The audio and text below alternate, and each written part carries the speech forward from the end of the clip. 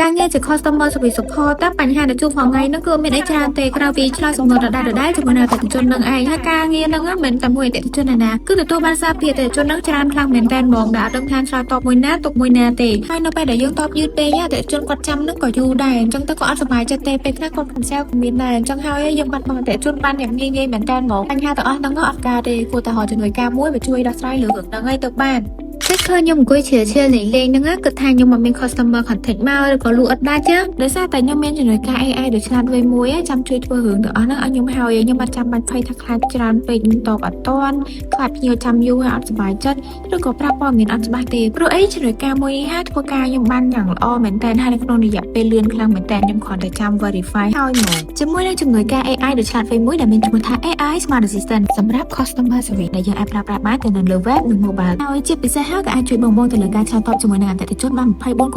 បងគ្រប់ពេលវេលាគ្រប់ទីកន្លែងហើយឆ្លើយបានយ៉ាងលឿនជាមួយនឹងព័ត៌មានច្បាស់លាស់ខ្លាំងមែនទែនជាក់ស្ដែងគឺចម្លើយទាំងអស់នោះគឺយកទៅតាមតែឯកសារនៃម្ចាស់អាជីវកម្មផ្ដល់ឲ្យតែប៉ុណ្ណោះអ្វីដែលសំខាន់ណាស់រាល់ព័ត៌មានទាំងអស់ឯកសារដែលបងផ្ដល់ឲ្យបានគ្រប់គ្រងយ៉ាងមានសុវត្ថិភាពខ្ពស់មែនទែននេះហើយគឺជាចំណុចពិសេសដែល AI ទូទៅអត់មានទេដែលវាយកព័ត៌មានចេញតែពី internal របស់យើងតែប៉ុណ្ណោះ